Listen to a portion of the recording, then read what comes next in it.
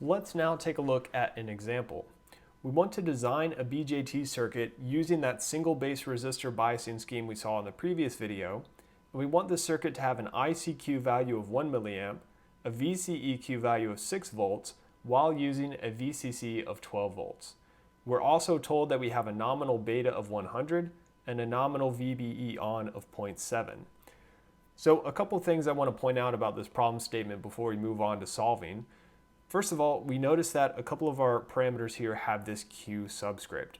And so what our Q subscript is it indicates values at our quiescent point or at our Q point.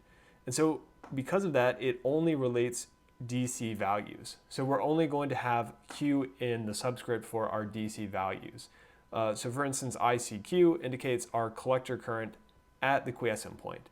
VCEQ is our collector current at the quiescent point as well.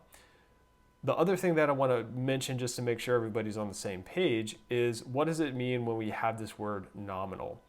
So nominal is essentially the nameplate value of a parameter.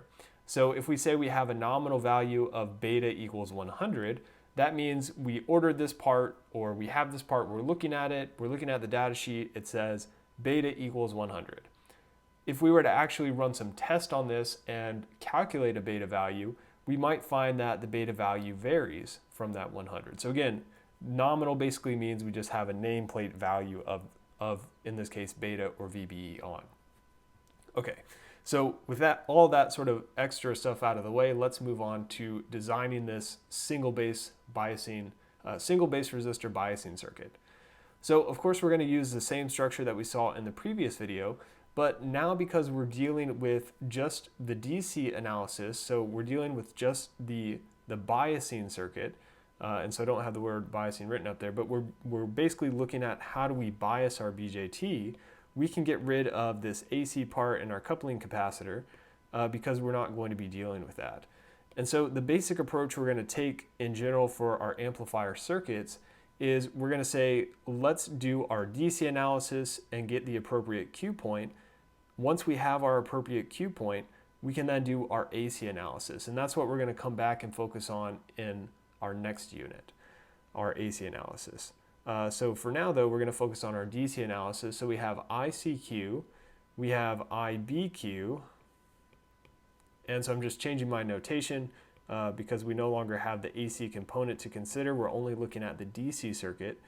So we have VBE on and VCEQ. Okay, so now with all of this, we're ready to do some relatively simple analysis. First of all, what are we designing for? What are we trying to solve? We weren't told explicitly, but of course what we can see are unknown sort of parameters in this circuit are our two resistor values RC and RB, because of course we were given parameters for our transistor and our VCC.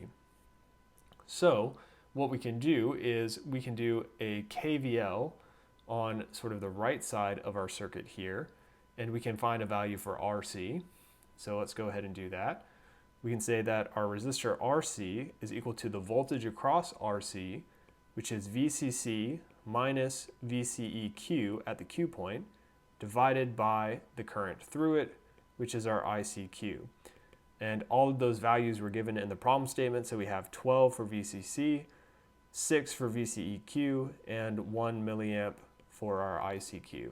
So plugging in, we get an RC value of 6K ohms.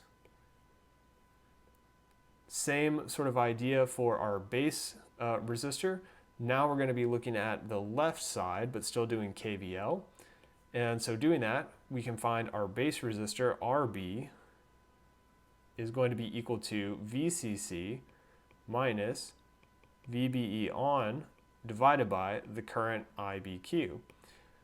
Okay, our VCC and our VBE on were given, but our IBQ is not.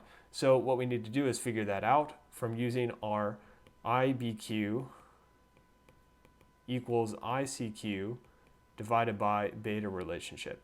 And remember, we can use that because we know we're going to be in the forward active mode because we're amplifying, or at least that's what we're designing for.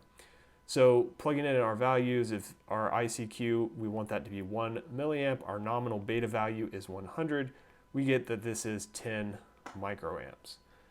Okay, So coming back to our RB equation then, we can say our RB is equal to 12 minus 0.7 divided by, and I can put this in milliamps, or I can leave it in microamps, or I could even take it back to amps. However you do it, just be aware of whether or not you're implicitly dealing with a 10 to the minus 3 there with your amps, or 10 to the minus 6, or whatever the case may be.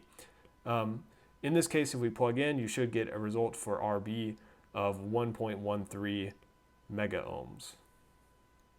So we see it's a relatively large resistor, and we'll come back and talk about what that does to our considerations of sort of pros and cons of this single base resistor biasing scheme. But another thing that we want to keep in mind is I've sort of highlighted the fact that this is our nominal beta. But remember, our beta is dependent on our fabrication process. So dependent on our fabrication. It's also dependent on temperature. It's dependent on several different things. So what happens if we have a beta range? So what happens if our beta is varying? And so that's what we're going to come back and look at in the next example. And we're going to see ultimately that if that beta is changing, we're going to get some pretty big swings in our Q point values, which ultimately isn't going to be good if it gets us too close to saturation or cutoff of our BJT transistor.